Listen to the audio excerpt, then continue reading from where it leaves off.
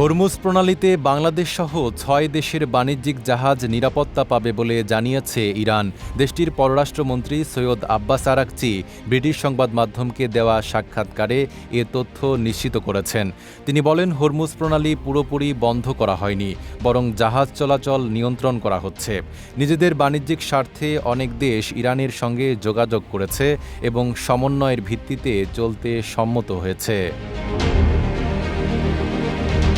ইরানের Islamic revolutionary guard corps সিদ্ধান্ত নিয়েছে, চীন, রাশিয়া, পাকিস্তান, ইরাক, ভারত ও বাংলাদেশের জাহাজে কোনো হামলা করা হবে না। এসব দেশকে মিত্র হিসেবে বিবেচনা করা হচ্ছে এবং তাদের জাহাজ হরমুজে নিরাপদে চলাচলের সুযোগ পাবে।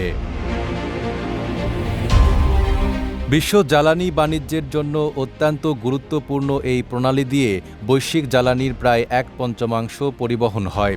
তবে গত ২৮ ফেব্রুয়ারি যুক্তরাষ্ট্র ও ইসরায়েলের সঙ্গে সংঘাত শুরুর পর থেকে ইরান এখানে নিয়ন্ত্রণ জোরদার করেছে, যার প্রভাব পড়েছে আন্তর্জাতিক বাজারে। ইরান আগেই জানিয়েছিল, এই নিয়ন্ত্রণ কেবল শত্রুভাবাপন্ন দেশগুলোর ক্ষেত্রে প্রযোজ্য হবে। তবে মিত্র দেশগুলোর জাহাজ চলাচলেও কিছু শর্ত রাখা হয়েছে। হরমুজে প্রবেশের আগে ইরানের সংশ্লিষ্ট কর্তৃপক্ষের অনুমতি নিতে হবে।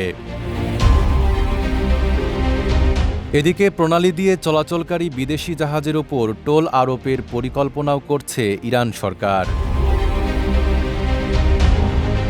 নাঈম আরাবী, ঢাকা পোস্ট।